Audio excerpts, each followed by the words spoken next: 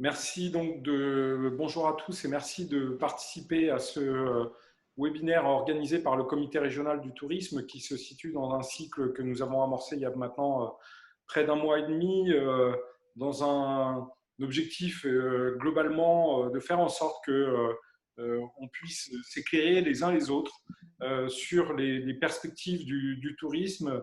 Alors bien sûr, la crise du Covid a accéléré un certain nombre d'enjeux et de chantiers, mais de façon plus structurelle. Tout le monde le sait, l'économie touristique évolue de façon très rapide et un certain nombre de chantiers sont devant nous. Ils ont été identifiés depuis quelques années sur on va dire, la compétitivité et la performance de l'économie touristique française. Dans ce cadre-là, on a souhaité, avec les universités, avec l'Open Tourisme Lab, avec un certain nombre d'acteurs, partager avec vous des réflexions finalement sur quelles sont les pistes prioritaires qui nous permettraient de donner encore un peu plus de performance à l'économie touristique de notre région. Et pour ça, on a invité donc aujourd'hui la mêlée numérique, acteur régional identifié, connu, soutenu par le conseil régional notamment, sur les questions de l'évolution numérique des économies en général, pas que celle du tourisme bien sûr, et plus globalement sur les enjeux qui peuvent être ceux de l'innovation, à leur terme très générique en général, mais ô combien aussi important par rapport à l'économie touristique. Pour ça, donc, on a deux représentants de la mêlée numérique, Édouard Forzy et puis Bastien Pailloux. Et la particularité en plus de la mêlée numérique, c'est qu'il y a une commission tourisme qui fonctionne maintenant depuis un certain temps et pour laquelle on a trouvé intéressant finalement d'échanger avec les acteurs du tourisme sur le tourisme de demain, avec ces enjeux qui sont ceux du numérique et qui ne sont pas que uniquement sur les enjeux technologiques, on va dire, puisqu'y compris au niveau de l'État, la question de la sous-utilisation, entre guillemets, du numérique dans l'économie touristique a été pointée comme un des enjeux majeurs, au même titre que la formation, que l'accueil, que le développement d'infrastructures. Et comme je le disais, la région a également mis un accent fort sur ces questions-là, puisque à travers l'agence ADOC ou à travers le campus de l'innovation ou à travers d'autres choses, des pistes ont été mises en œuvre. Rappelez enfin que aussi la mêlée numérique est un de nos partenaires également en lien avec les universités et notamment l'université de Perpignan, puisqu'il y a des projets plus spécifiques dans ce domaine-là.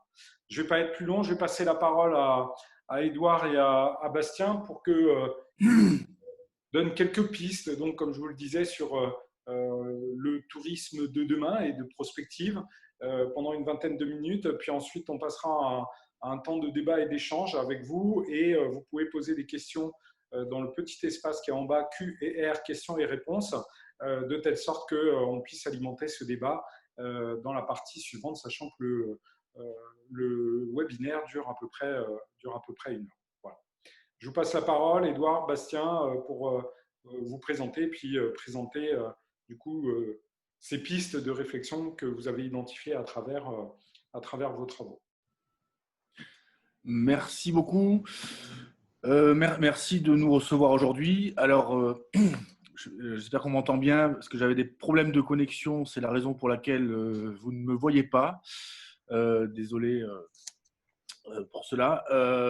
Voilà, donc ce qu'on vous propose, c'est qu'on va vous présenter, je vais vous présenter globalement les activités de l'association La Mêlée en quelques minutes. Et puis, on parlera un peu des actions tournées vers le tourisme avec Bastien. Et puis après, ce sera un échange, je pense. Voilà.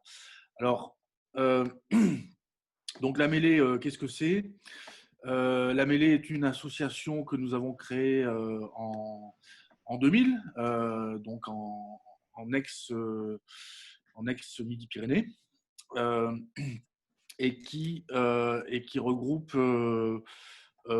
des adhérents qui sont des entreprises qui sont issus de tous les domaines d'activité. Pourquoi? Parce que nous n'abordons pas le numérique d'un point de vue tant technologique que d'un point de vue de l'usage et de à quoi il sert. Donc, aussi bien, alors principalement sur les volets économiques, mais aussi sur les volets sociétaux. J'y reviendrai. Voilà, donc c'est 600 entreprises qui sont finalement dans tous les domaines d'activité. On en a qui sont dans entreprises ou organisations diverses, hein, ou même citoyens, puisque l'adhésion est assez ouverte, qui peuvent être dans l'agroalimentaire, dans le tourisme, dans la santé, dans l'aéronautique, dans le commerce et dans tous les domaines qui sont les composantes de l'économie régionale, principalement, parce qu'on est principalement sur la région Occitanie. Et qui sont aujourd'hui toutes utilisatrices et de plus en plus et doivent encore plus utiliser, on le voit en plus en ce moment, et de la bonne manière, tout ce qui est numérique, voilà, et innovation liée au numérique. On est basé sur Toulouse et Montpellier. C'est une équipe de 20 personnes avec cette ancienneté qui fait que on a une reconnaissance certaine sur ces thématiques de numérique et d'innovation. Et on pense aussi qu'il y a de la richesse dans tous les territoires. Donc on travaille aujourd'hui sur tous les départements d'Occitanie. Voilà pour l'introduction.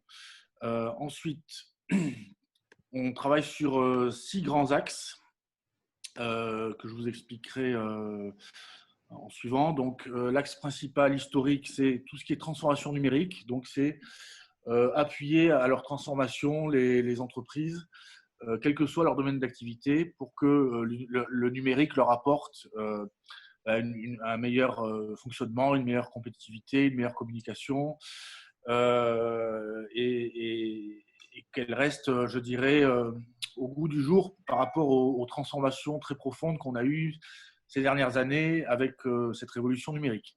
Un axe entrepreneuriat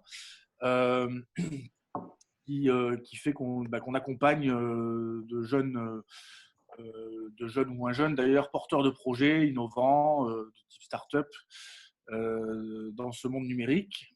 Un axe sur l'open innovation qui est d'aider là plutôt des grandes organisations, des grands groupes, des ETI dans cette transformation. Et on était autrefois dans de l'innovation plutôt fermée où les laboratoires de R&D étaient fermés et tout se passait en interne de ces grandes entreprises. Aujourd'hui, l'innovation est ouverte et on doit collaborer avec les notions d'écosystème extérieur. L'axe des territoires, j'en ai parlé. Les talents, parce que tout ce développement numérique nécessite de très nombreuses compétences nouvelles. Tous les métiers, vous le voyez vous-même certainement dans vos métiers du tourisme, ont évolué avec cette digitalisation.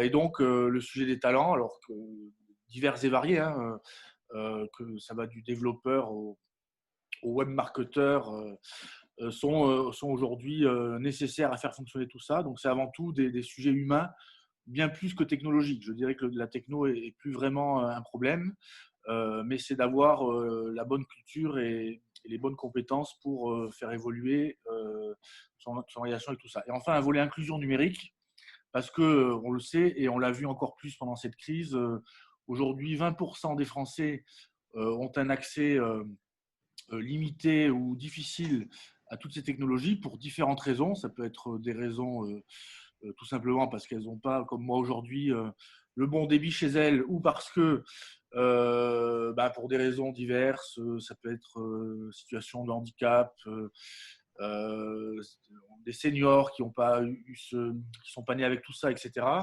Il faut que ces Françaises et ces Français puissent se saisir de ces outils et ne pas être des fracturés du numérique. Voilà, donc cette révolution est allée très vite et a créé de grandes fractures, et vous le voyez certainement tous les jours autour de vous. Ensuite, alors pour préciser un peu sur le premier axe qui est la transformation numérique, Quelles sont nos actions? Donc ça, c'est vraiment en partenariat très fort et historique avec la région Occitanie. C'est vraiment de sensibiliser, de faire des diagnostics, de l'accompagnement, de la formation au travers de nombreux événements sur tout le territoire, de manière à ce que toutes les entreprises, TPE, PME principalement, quel que soit leur domaine d'activité, puissent se digitaliser et être au rendez-vous des nouveaux enjeux de ces thématiques.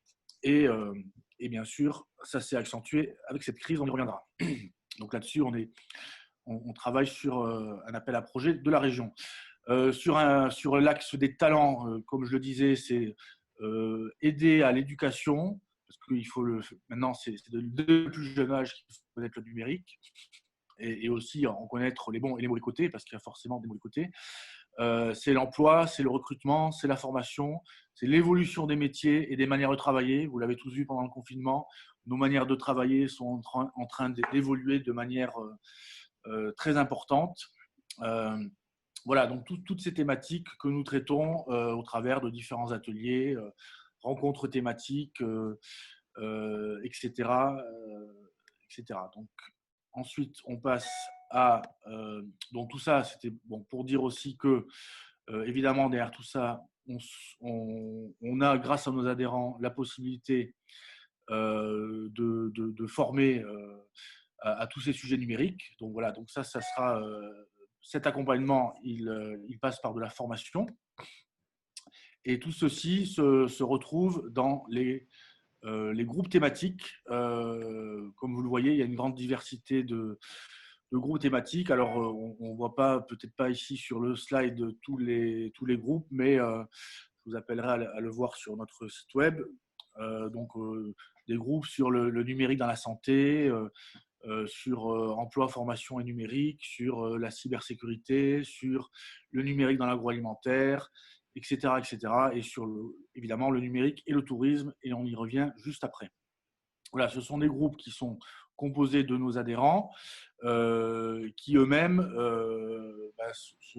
mettent en place des feuilles de route de manière à accompagner cette digitalisation dans les thématiques qu'ils ont choisies. Et on y trouve aussi bien des experts des sujets que des personnes qui viennent plutôt se renseigner et échanger. Donc, il ne faut pas avoir peur d'être novice dans ces groupes. Voilà pour les commissions. Des rencontres très nombreuses. Donc là aussi, je vais passer rapidement, mais je parlerai principalement de la mêlée numérique, hein, d'où le nom de l'association La Mêlée, qui est la rencontre historique de l'association qui se déroule chaque année sur une semaine. Donc c'est début octobre en 2020, et ça sera aussi bien en mode à distance comme aujourd'hui qu'en présentiel, évidemment, si la situation nous le permet.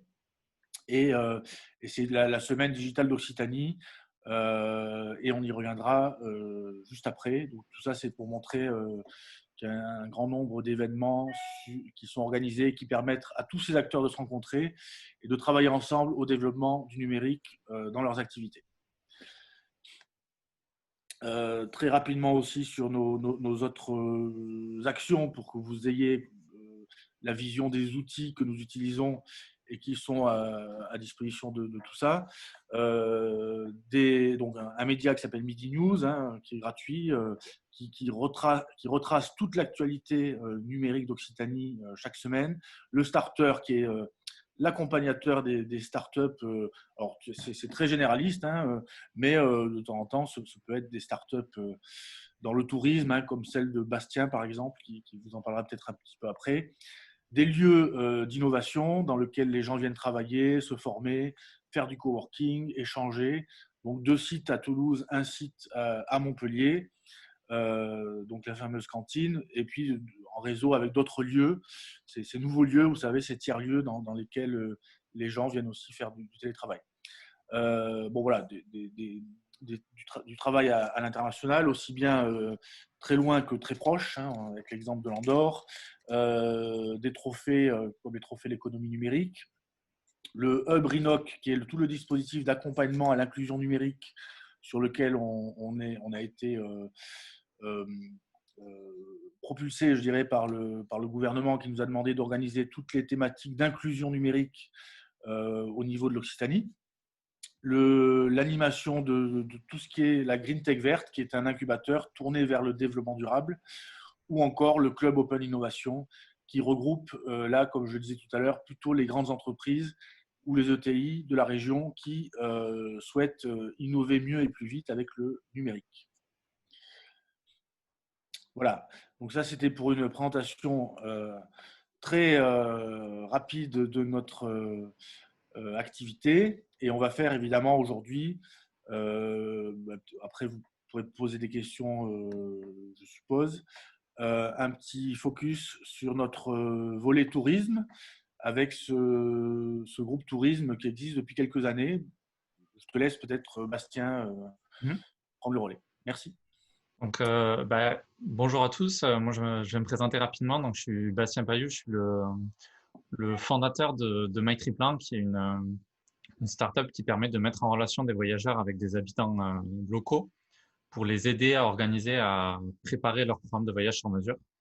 En fait, on fait matcher un peu des personnes qui ont les mêmes centres d'intérêt pour que l'habitant puisse conseiller des lieux et des activités qui sortent un peu des circuits touristiques traditionnels, mais qui permettent aux voyageurs de mieux découvrir et de plus apprécier une destination parce que l'itinéraire lui correspond beaucoup plus que ce qu'il pourrait trouver plus classiquement sur Internet, par exemple. Donc, il y a un peu plus d'un an et demi, j'ai repris l'animation de la commission e-tourisme. En fait, on s'est fixé un peu des objectifs qui étaient de rapprocher un peu tous les acteurs de l'économie touristique de la région, avec pour mission de faire un peu émerger des nouvelles initiatives, de partager les bonnes pratiques, d'effectuer une veille commune, d'alimenter une réflexion un peu commune, pour que tous ensemble, on puisse améliorer le tourisme dans la région et améliorer l'attractivité de la région. Et à titre d'exemple, pour le fait de faire émerger des nouvelles initiatives, on a vu lors de notre dernière table ronde que en fait, des personnes qui s'étaient rencontrées lors de la commission avaient mis en place un petit jeu autour du Stade Toulousain, qui est un jeu numérique et qui permet en fait de découvrir un peu l'histoire du Stade Toulousain au travers de différents lieux dans Toulouse. Voilà, donc en fait, l'idée, c'est vraiment que tous ensemble, on puisse contribuer au tourisme régional d'une meilleure manière et progresser ensemble. Au niveau des actions, du coup, on a l'habitude de faire régulièrement des after-work qui sont en fait une forme de table ronde avec une thématique. On invite différents intervenants qui sont spécialistes du sujet. Généralement, c'est plutôt des intervenants régionaux. Et donc, on fait cette table ronde pendant 1 heure, 1 heure et demie. Et c'est suivi d'un petit pot ensemble qui est super convivial et qui permet de rencontrer un peu les autres personnes qui étaient présentes. Alors, en général, on a une trentaine de personnes par afterwork et par table ronde qui viennent.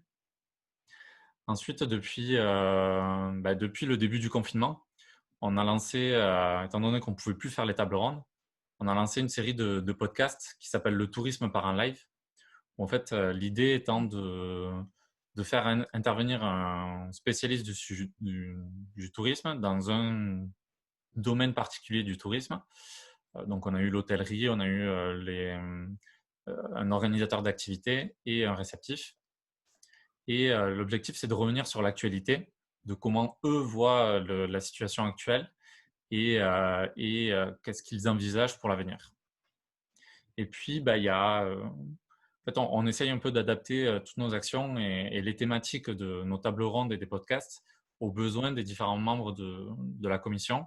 Donc, en fait, on organise plusieurs événements plus spontanés. Comme Meet the Big, on organise des formations, des rencontres avec des startups, un Touristic Day qui est en fait une journée dédiée au tourisme avec plusieurs conférences tout au long de la journée. On fait des mises en relation, des hackathons voilà, on essaye de s'adapter un peu aux besoins, aux demandes des membres de la commission. Hop. Donc au niveau des actions à venir, en fait, on a constitué un groupe d'experts sur l'après-Covid et sur les solutions pour le secteur du tourisme, avec plusieurs intervenants. En fait, on mène une réflexion sur comment pourrait évoluer le tourisme, quelles actions peuvent être mises en place. Voilà, on essaye de faire intervenir des personnes, des experts dans différentes thématiques pour essayer de mener une réflexion qui permettra de progresser ensemble. Et puis, donc, il y a 3 actions qui sont à venir, qui sont en préparation, qui est le premier, c'est le Touristic Day, qui est durant la mêlée numérique, donc ce que je disais, une journée ou une après-midi dédiée au tourisme avec plusieurs tables rondes. Une rencontre de transformation digitale sur le tourisme qui aura lieu en fin 2020.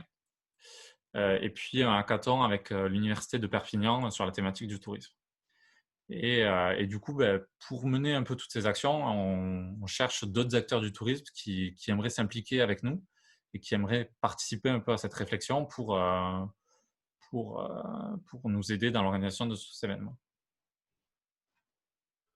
Merci. Donc la commission, on est pour l'instant 3 co-animateurs. Et puis il y a des membres qui viennent régulièrement et qui participent également, mais les 3 co-animateurs, donc il y a Sylvie Clergerie, qui est la cofondatrice de Sorezo, qui est une agence spécialisée dans la communication pour des entreprises du tourisme. Violaine Finas, qui est à la direction du tourisme et du thermalisme de la région Occitanie. Et donc moi, qui fondateur de MyTriplan. Donc n'hésitez pas à aller faire un tour sur le site de la commission et éventuellement nous écrire sur la boîte mail. On répondra à toutes vos questions et toutes vos interrogations. Voilà pour la présentation un peu de la mêlée. Ouais, merci Edouard et Bastien. Alors avant de rentrer donc dans le débat avec nos participants, est-ce que vous pouvez nous donner donc quelques orientations, quelques pistes que vous avez identifiées, donc comme je le disais dans la présentation, sur finalement les enjeux principaux du tourisme par rapport à ce que vous avez pu identifier et votre expertise qui permettrait finalement à l'ensemble des acteurs d'avoir quelques exemples un petit peu de champs que vous avez explorés.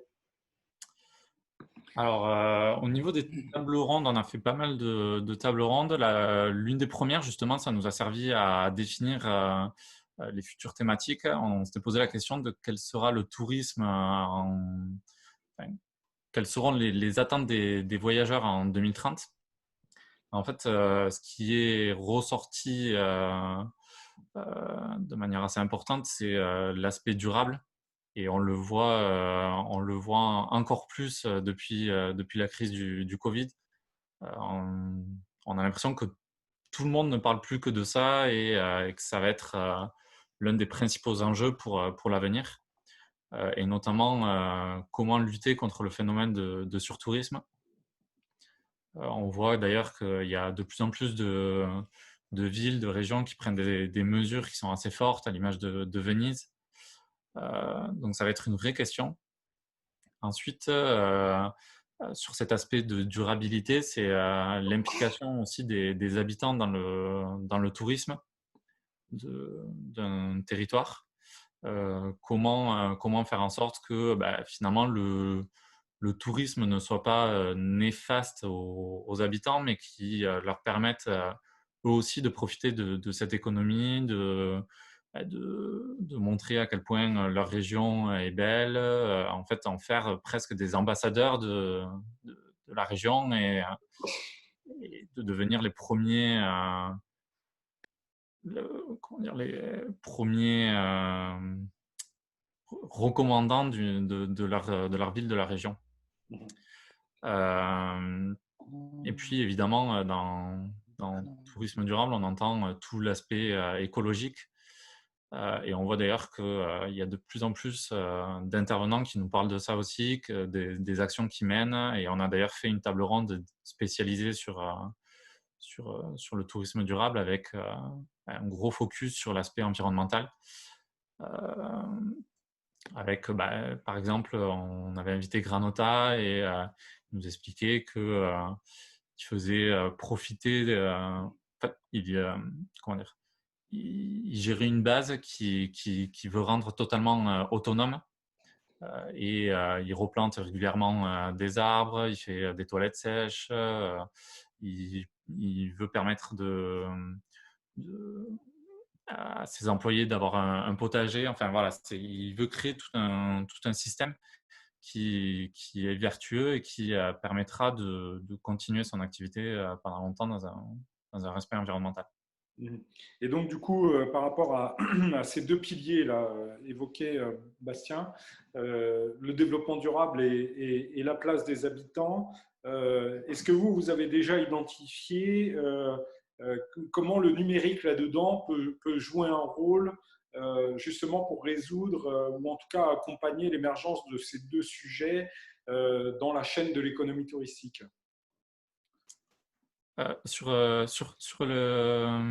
Comment le numérique finalement peut être un facilitateur, on va dire, pour résoudre en partie ces questions de la place du développement durable qui devient un enjeu majeur pour le développement et pour le tourisme de demain, et de la même façon sur le rôle et la place que pourraient avoir les habitants par rapport à l'économie touristique. Est-ce que vous avez déjà, vous, identifié des pistes, comment le numérique peut pallier à ces questions-là, ou en tout cas être un facilitateur, comme vous l'avez présenté, plus qu'un outil en termes d'usage pour finalement amplifier la mise en œuvre de ces deux champs?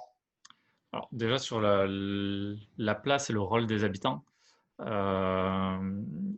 je pense que ce qui est déterminant, c'est que grâce au numérique, on a la possibilité d'impliquer les habitants directement depuis chez eux. Ils n'ont pas forcément, comme on pouvait le voir avant, besoin de se déplacer, de faire eux-mêmes les visites guidées. On peut les impliquer directement depuis chez eux parce que, au travers des moyens de communication que permet le digital, des nouveaux outils, des réseaux sociaux, on a la possibilité de les faire intervenir depuis chez eux, derrière leur ordinateur.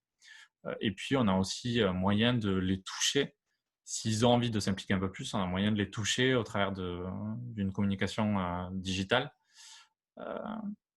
Donc là-dessus, sur le rôle et la place des habitants locaux, je pense que l'aspect digital est déterminant parce que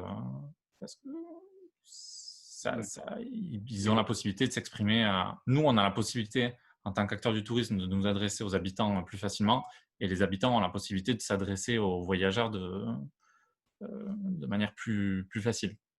Est-ce que vous avez des exemples de structures ou de choses qui ont pu déjà être mises en place et qui, notamment, ont permis, par exemple, notamment sur la question de la place des habitants, mais aussi sur le développement durable, ont permis cette prise en compte fortement? Alors, peut-être un exemple qu'on peut donner, c'est un projet sur lequel on travaille en ce moment. Donc là, on se situe plutôt au niveau du département de Haute-Garonne. C'est la problématique qu'on avait repérée, c'était la difficulté des nouveaux voyageurs dont parlait Bastien, qui n'ont pas de voiture et qui débarquent dans une métropole comme Toulouse ou autre, et qui vont peut-être visiter la ville, mais n'auront pas forcément la possibilité d'accéder facilement à tout ce qu'on retrouve dans des zones plus rurales, hein, des sites un peu lointains, pas forcément super bien desservis. Et c'est vrai que ces nouveaux publics n'ont pas forcément les habitudes d'attendre, de prendre les bus s'il y en a un, des choses comme ça. Donc c'était de réfléchir à la mise en place, enfin de travail à la mise en place d'une plateforme qui permettrait à la fois de mettre en avant tous les sites, tous les hébergements, mais aussi tous les modes de transport pour aller sur différents sites à l'échelle d'une zone. Hein, voilà. Ça peut être un département, une région ou autre. Donc ça, par exemple, c'est un exemple de projet sur lequel on travaille en ce moment et qui est sorti des différents échanges qu'on a eus au travers des événements, au travers d'un petit hackathon qu'on avait fait avec de la data visualisation l'année dernière. Voilà, voilà un exemple qu'on pouvait donner. Et sur le développement durable, est-ce que vous avez des exemples aussi?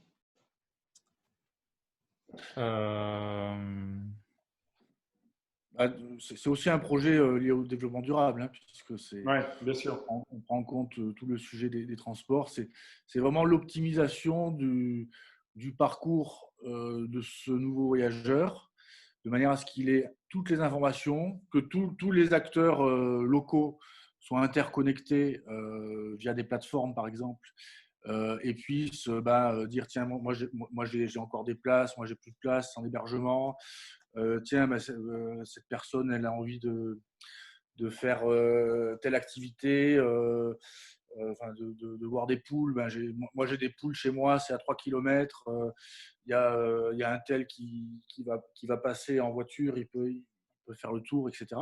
Donc, c'est cette interconnexion qui est aussi durable. Et puis, c'est le fait de faire vraiment travailler encore plus les acteurs locaux, les producteurs locaux, et d'éviter un peu les déperditions voilà, en termes de déplacement. Finalement, là, après, on va passer la parole aux participants, mais ce que je retiens finalement dans vos propos, alors évidemment, ça fait plaisir parce que la question du développement durable et des habitants, c'est deux piliers là aujourd'hui qu'on a, nous, au niveau de la région, puisque le Conseil régional a mis en œuvre un certain nombre d'actions dans le cadre du plan de relance par rapport à ces questions-là. Nous aussi, au niveau du CRT, ça figure parmi, bien sûr, des axes majeurs, le tourisme dit durable, en tout cas le développement durable dans le tourisme, on va dire, et puis y compris la place des habitants à différents niveaux, puisque la place des habitants, au-delà, il fut un temps où on les considérait uniquement comme des ambassadeurs du territoire. Finalement, on se rend compte de plus en plus, et certainement que le tourisme de demain va passer par là, c'est qu'ils sont tout autant contributeurs, acteurs, finalement, de l'attractivité d'un territoire par rapport à une multiplicité de choses que vous venez d'évoquer, que ça soit un artisan sur un territoire qui est aussi, bien sûr, un habitant, que ça soit un commerçant qui est aussi un habitant, que ça soit un citoyen, une association sur un territoire. Et finalement, tous contribuent à un moment à une part de l'attractivité, qu'elle soit touristique au sens générique où on l'entend, ou que ça soit ne serait-ce que pour favoriser la connaissance de son territoire et accueillir des populations plus ou moins lointaines. Donc ça, c'est vrai que c'est certainement une des pistes qui méritera à être le plus creusée dans les mois et les années à venir, pour voir comment, finalement, à travers cette logique-là, alors bien sûr, vous avez cité quelques exemples, mais on a tous à l'idée, par exemple, tout ce qui sont les Gritters, qui déjà sur les territoires favorisent la visite, la découverte d'un territoire. Et ça, c'est des structures qui se sont développées de façon quasiment indépendante au regard d'Instagram et d'un certain nombre de supports. Mais finalement, et pour nous qui sommes acteurs publics et qui devons favoriser la mise en connexion entre un office du tourisme, des commerçants, des habitants, etc. Ce qui peut être intéressant par rapport à vos travaux et les pistes que vous évoquez, c'est bien celle-ci de comment on amplifie ce phénomène de la co-construction, on va dire, de la stratégie touristique, et qui par ailleurs, Bastien l'a un peu évoqué, ça rejoint la question du développement durable, va compenser aussi, ou en tout cas donner une alternative au tourisme de masse qui aujourd'hui très clairement a atteint ses limites par rapport à des territoires qui ont pu être cités tels que Barcelone, Venise ou d'autres exemples qu'on avait en tête bien avant le Covid évidemment. Et Pour par rapport à ça, ouais, allez-y, donnez quelques Pour accentuer ce que tu dis, il y a, au travers de la première table ronde, il y avait autre chose qui était ressorti, c'est que les habitants, les voyageurs, pardon, recherchent de plus en plus des choses qui sont expérientielles et immersives, et plus forcément à aller dans des lieux et sites hyper touristiques. En fait, ce que autrefois on considérait comme non touristique, et c'est ce que tu disais, un artisan par exemple, aujourd'hui peut être considéré comme quelque chose d'attractif et de touristique pour les voyageurs. Et le digital, clairement, permet de leur donner de la visibilité et de leur permettre d'attirer chez cet artisan des voyageurs qui auraient beaucoup de difficultés en naviguant, par exemple, sur des sites touristiques classiques ou dans des guides, auraient beaucoup de mal à trouver ces personnes et ces, ces artisans qui présentent un intérêt pour eux, mais qui ne l'est pas forcément pour tous les voyageurs. Hmm. Je vois qu'il y a une question là déjà qui a été posée et qui finalement rejoint un peu l'intérêt aussi du rôle du numérique sur sa capacité à approcher de façon transversale l'économie touristique. Et cette question est celle finalement de la place du sport dans le tourisme, alors du sport fédéral aussi dans cette question, mais de façon globale. Et ça rejoint ces questions d'attractivité là qu'on vient d'évoquer. Finalement, est-ce que le numérique, dans ses usages, hein, on est bien d'accord depuis le début de nos échanges, c'est pas tant sur la technologie, mais peut pas être aussi un facteur d'accélération de l'agrégation, de la multiplicité des acteurs du tourisme. Quand je dis ça, c'est-à-dire que autant, on vient de dire un artisan, un club de sport, un commerçant, tous ces acteurs-là, finalement, qui sont une chaîne relativement éclatée, et c'est ce qui fait la complexité aujourd'hui de l'économie touristique, à travers le numérique, est-ce qu'il n'y a pas finalement une solution demain pour beaucoup plus embarquer l'ensemble de la chaîne de l'économie touristique, ce qui a été une gageure, et pas que en France, hein, dans beaucoup de pays, pour finalement se rendre compte que finalement l'économie touristique en soi, c'est une économie ultra transversale et de plus en plus. Elle embarque des champs qui sont très variés. Ça passe par l'affaire, les congrès, le sport, les événements, la visite des lieux de façon plus classique culturelle, ou l'autre jour on en parlait avec les guides conférenciers par rapport à d'autres champs innovants qui peuvent être les escape games autour d'espaces culturels. Enfin bref, la difficulté, c'est que pendant un certain nombre d'années, pour les organismes, en tout cas institutionnels, c'était d'agglomérer l'ensemble de ces acteurs-là. Et finalement, la question qui me vient à l'esprit, est-ce que, et notamment je rejoins celle du sport, parce que la place du sport est devenue très importante dans la question de l'attractivité globalement. Alors évidemment, on pense aux grands événements. Nous, on le sait, sur l'Occitanie, par exemple, le Tour de France a un impact majeur sur la capacité à créer de l'attractivité pour notre région. Mais il y a bien sûr les Jeux Olympiques, il y a bien sûr des grands événements sportifs, les grands matchs de rugby, de foot, etc. Bastien a cité tout à l'heure le Stade Toulousain, qui est évidemment autant une marque d'attractivité que pourrait l'être Saint-Cernin, parce qu'aujourd'hui, des gens se déplacent dans le monde entier pour aller voir des événements sportifs en famille, visiter un certain nombre de lieux. Donc finalement, pour retomber sur nos pieds, est-ce que le digital, enfin le numérique en tout cas, alors ça nécessite bien sûr de faire un travail assez fin avec l'ensemble de ces acteurs, ne peut pas être aussi un facilitateur finalement de l'agrégation de l'ensemble de cette chaîne? Si, c'est certain, parce que ça permet de pouvoir plus facilement communiquer sur une stratégie commune au travers de tous ces acteurs qui ne se sentent pas tous forcément impliqués en tant qu'acteurs de tourisme. Typiquement, on parle du Stade Toulousain. Le Stade Toulousain, si on lui demande, il dira jamais que c'est un acteur touristique.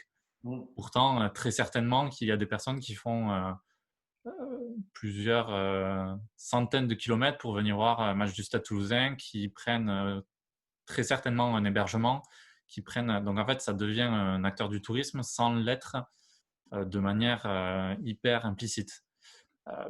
Aujourd'hui, pour les impliquer, il faut nécessairement passer par du digital parce que ils ne sont pas naturellement ils n'ont pas naturellement l'idée de s'impliquer dans la stratégie touristique régionale.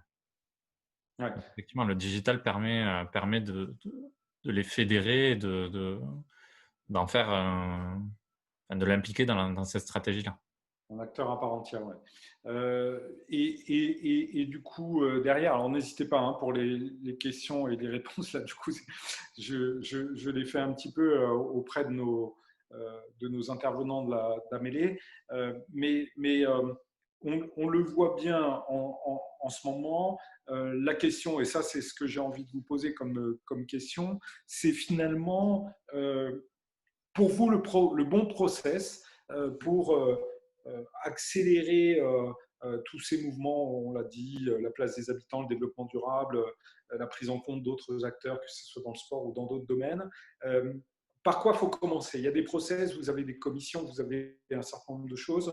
Il faut commencer par des états des lieux, il faut commencer par une prise de conscience, c'est de la formation, c'est les moyens. Qu'est-ce que vous identifiez aujourd'hui pour que finalement notre région, notre pays, enfin bon, en l'occurrence c'est notre région dont on parle particulièrement, et je sais qu'il y a beaucoup d'actions, encore une fois, et je l'ai évoqué, hein, qui sont menées par la région Occitanie. Je repense encore tout récemment à l'exemple de la plateforme par rapport à l'agroalimentaire pendant la période du Covid et qui a été très saluée par l'ensemble des habitants de la région, qui permettait de repérer finalement un producteur à proximité, puisque les centres commerciaux à ce moment-là étaient un peu en désuétude, on va dire entre guillemets, et qui permettait finalement aux habitants d'aller trouver ici un producteur, d'aller se faire livrer, etc.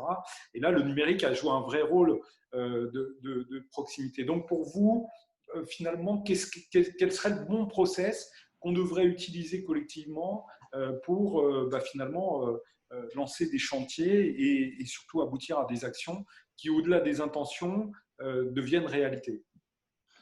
Donc je vais peut-être commencer à répondre.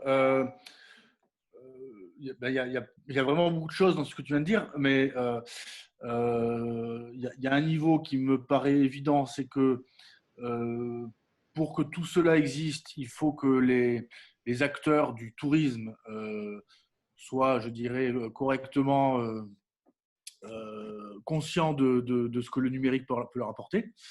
Donc là, on est plutôt du côté de la transformation numérique. Je pense que je ne connais pas bien le secteur du tourisme à titre personnel, mais je pense qu'il y a certainement beaucoup d'acteurs du tourisme qui ne sont pas forcément à l'aise, même si on sait que c'est un secteur qui s'est assez rapidement numérisé, mais il doit quand même rester pas mal de monde qui n'est pas forcément à l'aise avec ces outils digitaux ou peut-être avec l'actualité de ces outils digitaux, parce que entre un site internet qu'on a créé il y a 20 ans et puis les possibilités qu'il y a aujourd'hui, ça évolue très vite et il faut se tenir tout le temps informé et formé.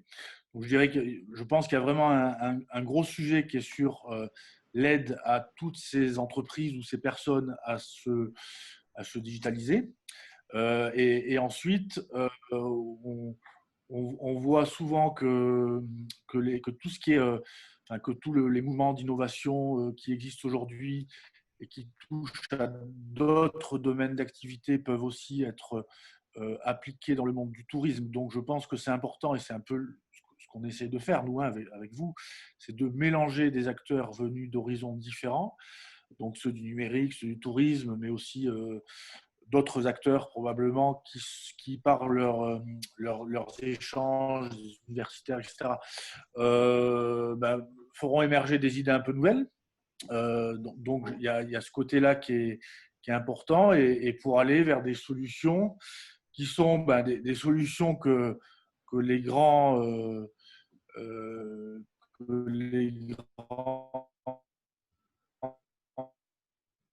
Alors, là, on a une… GAFA et autres ont compris les premiers, c'est-à-dire de faire des grandes plateformes, sauf que là, ce n'est pas des plateformes mondiales qu'il faut faire. Il ne faut pas faire… Hein? Alors, comment? là, on a une illustration Tu m'entends? de la limite du numérique. Vous m'entendez? C'est bon, ça va mieux. Ouais, il ne faut pas faire des plateformes mondiales comme Booking, mais des plateformes plus locales, plus durables et qui impliquent les acteurs locaux. Alors, Édouard, on va reprendre la parole parce que malheureusement, Ah, ça va mieux? Ouais. Donc, je disais le fait que maintenant, il faut aller vers le travail en commun avec tous ces acteurs qu'on a cités, le tourisme. Ah, désolé. ouais, ça coupe énormément là.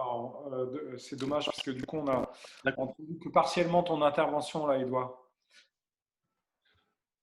Euh, Bien.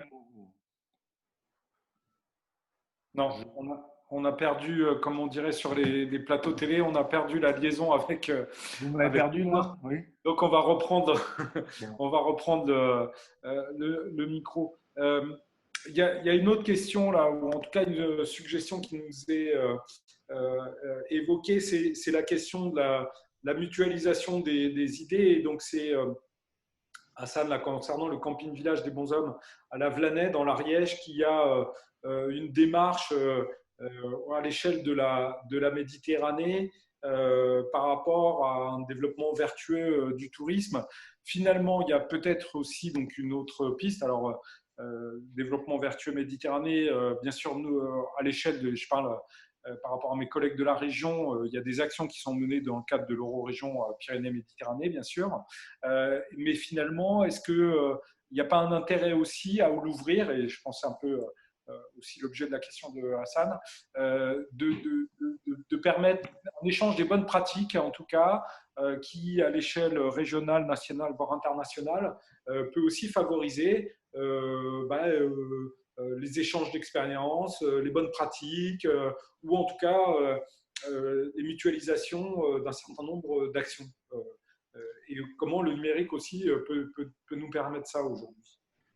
C'est nous au travers de la commission, c'est un peu ce qu'on essaye de faire, de mettre en avant les bonnes pratiques, alors numériques, mais pas que numériques non plus, parce que les bonnes idées elles peuvent émerger de partout et n'importe qui, et que ça peut être toute action peut être mise en place en commun à plusieurs, une action menée par quelqu'un en Ariège peut être dupliquée en Haute-Garonne. Enfin, voilà. Et le numérique, justement, permet ça, de pouvoir se transmettre plus facilement les bonnes pratiques, éventuellement d'échanger plus facilement entre des acteurs qui sont potentiellement assez lointains.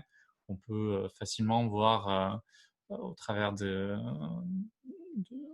du numérique les actions qui peuvent être prises dans notre région, dans notre département. Et ça permet de nous aussi réfléchir à qu'est-ce que, à notre échelle, par rapport à ce qu'on a pu voir comme bonne pratique, on peut mettre en place et comment contribuer à améliorer le tourisme. Mhm.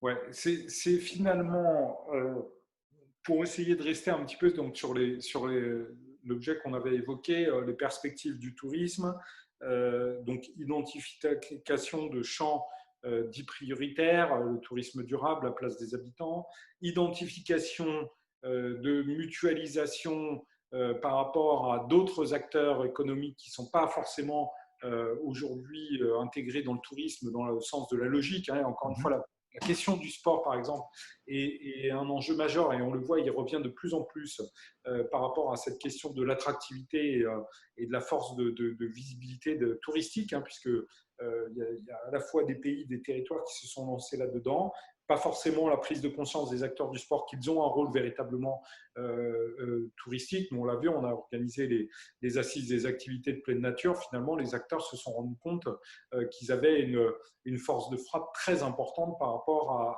à l'attractivité. Donc, mutualisation de ces acteurs, mutualisation aussi au niveau potentiellement des bonnes pratiques et au niveau international. J'ai envie de dire par rapport aux différents exemples que vous nous avez donnés, par quoi, en gros, faudrait qu'on commence. C'est des ateliers, c'est l'identification des acteurs, c'est la diffusion de la bonne parole, c'est le croisement. Alors vous, peut-être vous le faites déjà de vos différentes commissions, parce que finalement, on se rend compte qu'une commission tourisme enfermée sur elle-même a relativement peu d'intérêt, parce qu'elle peut interagir, enfin, vous l'avez présenté au début, avec d'autres commissions, celles sur les transports, celles sur même la santé, puisque par exemple les questions de bien-être et de thermalisme dans la région sont relativement importantes. Voilà, par quoi, à votre sens, il faudrait commencer et amorcer ces travaux pour, encore une fois, et toujours dans la même optique, améliorer la performance de notre économie? Alors, je pense que Edouard aurait plus de contenu à dire là-dessus, mais je pense que ce qui est primordial dans un premier temps, c'est que tous les acteurs du tourisme comprennent bien l'intérêt qu'il peut y avoir à se lancer dans le digital, ne serait-ce qu'avoir un site internet déjà. Il y a énormément d'acteurs qui en fait n'ont même pas de site internet où le seul moyen de les contacter, c'est d'appeler l'office du tourisme qui donne le numéro de téléphone pour pouvoir les appeler et organiser une activité avec eux. Donc déjà, je pense que le premier aspect, c'est d'arriver à sensibiliser tous ces acteurs du numérique qu'aujourd'hui, sans le digital, ça va être dur de perdurer dans le long terme. Le deuxième aspect, c'est de montrer que en se digitalisant et en montrant son offre sur Internet, on contribue aussi à l'attractivité, à la stratégie de la région. Et que si la région est de plus en plus attractive, forcément, en plus soi-même d'arriver à attirer des clients parce qu'on a un site internet, il y aura de plus en plus de voyageurs et de personnes qui viendront visiter son territoire. Donc un potentiel marché qui est plus gros. Et puis après, forcément, c'est de la formation sur comment arriver à se digitaliser. Et je pense que c'est une grosse problématique, c'est qu'aujourd'hui, la plupart des acteurs du tourisme, on va dire, plus traditionnels, donc les hôteliers, les organisateurs d'activités, etc., n'ont pas forcément les compétences pour se lancer dans la création d'un site internet, pour savoir qu'est-ce qui est possible de faire ou non avec un site internet, mais au-delà de ça aussi, de tous les autres outils qui peuvent être utilisés dans le numérique, ils ne sont pas forcément au courant de tout ça et ne savent pas forcément comment les utiliser, les exploiter. Donc, c'est là que nous, à la mêlée, on essaye d'intervenir en partageant, en faisant justement ce partage de bonnes pratiques, mais ça nécessite quand même d'avoir déjà une sensibilité sur le fait de l'intérêt de se digitaliser. Donc, puis après, forcément, c'est passé au niveau suivant, hein, développer soi-même des choses qui sont plus des activités qui sont basées de base sur le numérique, comme on a pu le voir au travers des différentes tables rondes qu'on a organisées. Il y en avait qui organisaient des jeux directement au travers du digital, qui permettaient de se balader dans Toulouse, par exemple. Bon, là, déjà, on est encore sur un niveau après où finalement l'activité principale, c'est le digital. Mais alors c'est là, Bastien, que je rebondis. Je citais tout à l'heure les guides conférenciers avec lesquels on travaille là fortement depuis la crise, parce qu'évidemment, ils ont été très impactés. Et typiquement, parce qu'il ne faut pas que le numérique enlève l'humain non plus. Très concrètement, eux, ils nous le disent, on a un savoir, on n'est pas que là pour faire visiter une cathédrale, le pont du Gard, etc. Mais on a aussi cette capacité demain à créer du contenu pour organiser des escape games, etc. Donc, c'est là aussi le bon dosage qu'il faut qu'on trouve entre le numérique et l'humain pour finalement favoriser une optimisation de connaissance de la chaîne de valeur de l'économie touristique, d'agrégation du potentiel. Et je reprends l'exemple aussi par rapport au sport, c'est que tout le monde l'a eu fait à un moment ou à un autre, se retrouve dans une ville pour des raisons professionnelles, n'a pas forcément connaissance de l'ensemble des événements qui peuvent se dérouler dans la ville, parce que le soir on est rentré à l'hôtel et puis on se dit tiens, qu'est-ce que je fais ce soir, et finalement on arrive à Toulouse, il se trouve que ce soir il y a un match de volley, il y a un match de hand, il y a un match de rugby, ou bref, et ça c'est des éléments qui en termes d'agrégation de l'ensemble des acteurs et d'interconnexion me semblent fondamentaux. Donc comment on entend ce que vous dites, un volet de formation, un volet de professionnalisation de compétences dans l'économie touristique, un volet ensuite d'agrégation de l'ensemble des acteurs et de meilleure connaissance de l'ensemble des acteurs entre eux, finalement, et de leurs compétences pour finalement, on va dire, se compléter, puisque on voit bien qu'on a un delta aujourd'hui à renforcer par rapport à la connaissance des uns et des autres.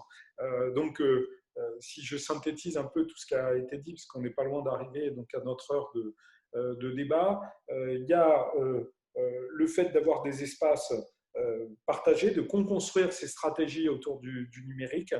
Il y a besoin certainement aussi d'avoir un éclairage sur le rôle que chacun peut tenir.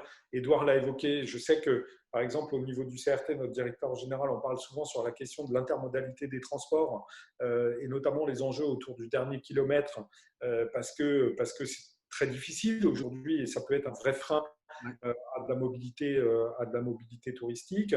Donc, il y a certainement des champs d'abord à explorer comme étant prioritaires et l'organiser ensuite autour pas seulement de débat, mais de formation, de mise en agrégation et de complémentarité par rapport à ça. Il y a un certain nombre de fonds qui existent en termes d'innovation qu'il faut peut-être mobiliser aussi là-dessus. Parfois, il y a une sous-consommation des moyens à l'échelle nationale ou européenne sur l'innovation parce que là aussi, faute de projets, parce qu'ils sont relativement complexes, parce qu'ils sont relativement transversales, il n'y a pas ces choses-là. Donc, plusieurs pistes. Si on devait conclure pour vous…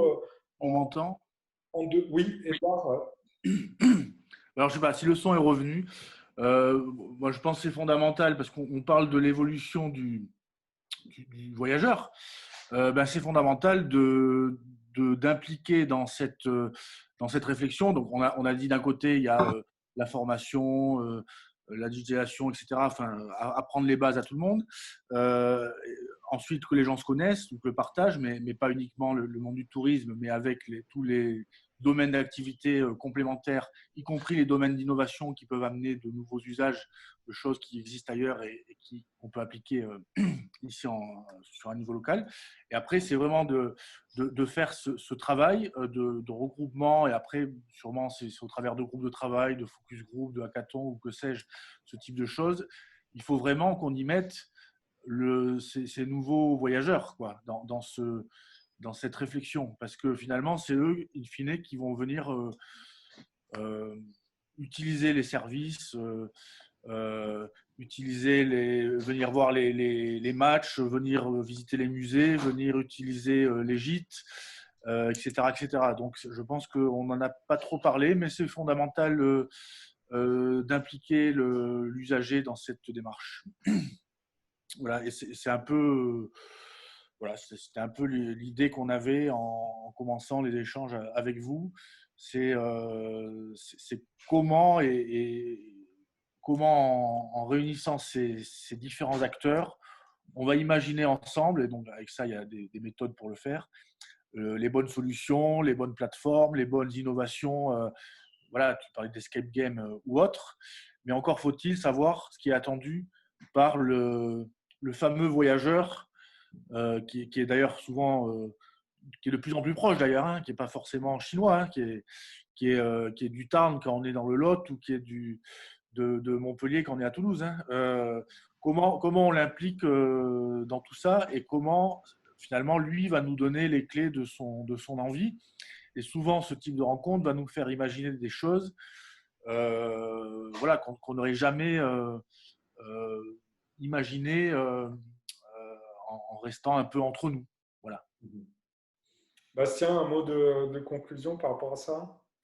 Moi, je rajouterais peut-être qu'il y a peut-être aussi une petite zone d'ombre dans la digitalisation, qui est que une fois que un acteur du tourisme se sent convaincu par le fait qu'il faut se digitaliser, comment derrière arriver à passer ce moment de comment je me digitalise et là, peut-être que des acteurs comme la région ou comme le département peuvent avoir leur importance sur qu'est-ce qui est important de faire dans la digitalisation, qu'est-ce qu'il vaut mieux éviter, et avec des retours d'expérience.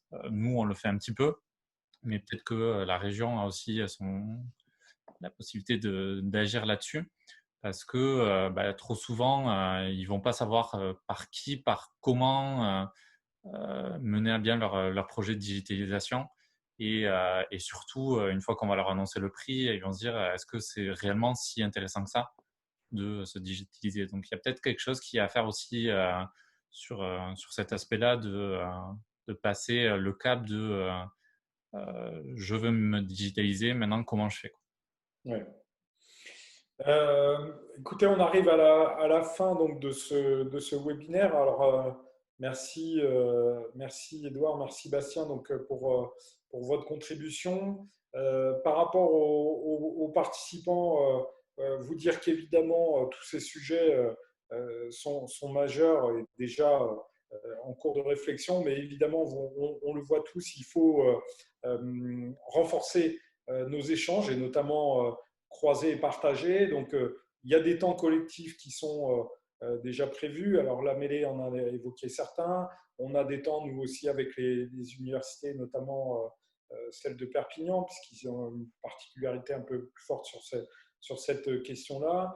La région, bien sûr, porte chaque année, là maintenant depuis 3 ans, le campus de l'innovation, donc à suivre, bien sûr, qui se déroule en général au mois de décembre. On le voit, ça veut dire qu'on va devoir continuer dans les semaines et les mois à venir à créer des temps d'échange et à décliner tout ça de façon opérationnelle, que ça soit dans le cadre de formation, on l'a dit, que ça soit dans le cadre d'accompagnement, y compris financier, parce que Bastien l'a évoqué, évidemment, le numérique, ça coûte aussi de l'argent. Il ne faut pas qu'on soit un peu, comment dire, naïf en la matière. Et là, il y a des moyens parfois conséquents à avoir. Mais encore une fois, potentiellement, il y a des moyens qui existent au niveau, bien sûr, régional, national et international qui peuvent être mobilisés dans ce cadre-là. Il y a des appels à projets. Je prends des appels à projets Redinov, notamment portés par le conseil régional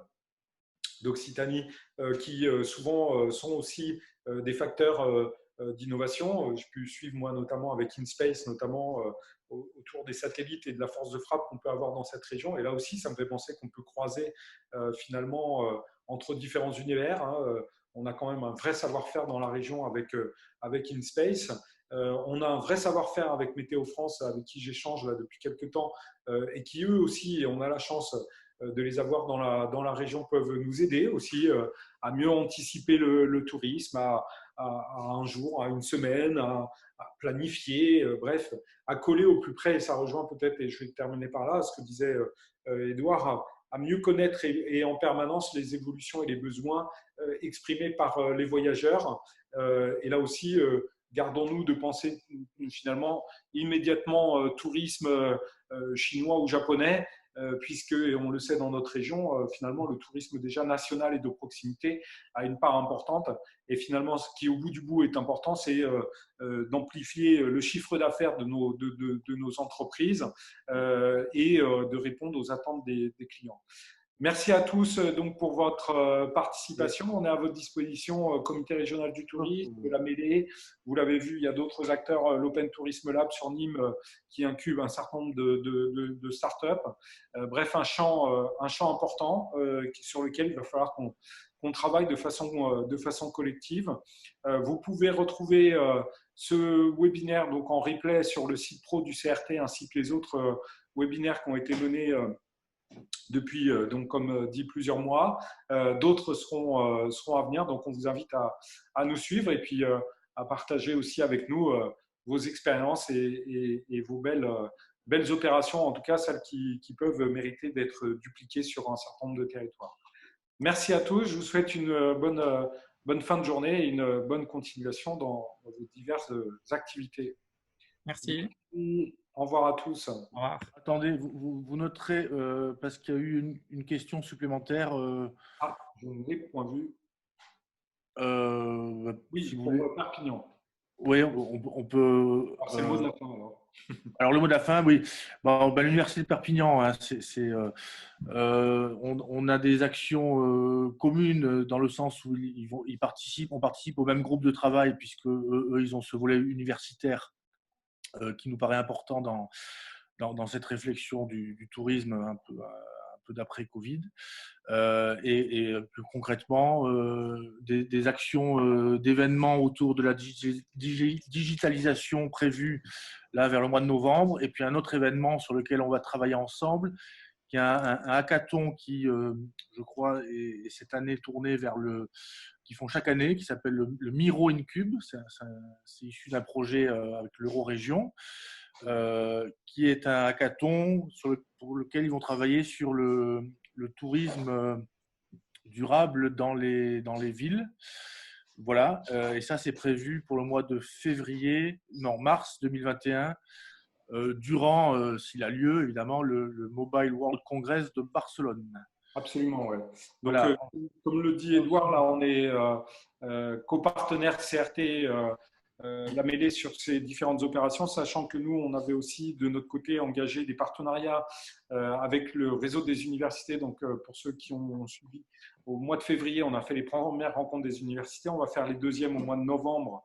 Exceptionnellement, cette année, il y en aura 2, avec notamment des pistes de travail avec l'université Jean Jaurès, avec lesquelles on fait les têtes chercheuses, mais aussi avec l'université de Perpignan, et plus spécifiquement, comme l'a dit là aussi Edouard, autour du dispositif pilote qui est au niveau national avec l'ensemble des organismes institutionnels, mais aussi plus spécifiquement au niveau régional avec l'université de Perpignan par rapport à la transformation numérique de tout ce qui peut concerner la formation, puisqu'évidemment, derrière ça, il y a des enjeux de plus en plus importants. Vu la taille de la région, il est important aussi qu'on aille vers de plus en plus d'outils numériques par rapport à cette question-là. Donc voilà, c'est de nombreuses pistes qui sont en cours et vous pouvez les suivre. Pardon, je n'avais pas vu la question. Merci Edouard de l'avoir rattrapé juste avant le gong de fin. Merci. Voilà, merci à tous et je vous renouvelle encore une fois donc, une bonne fin. Merci. Merci à vous.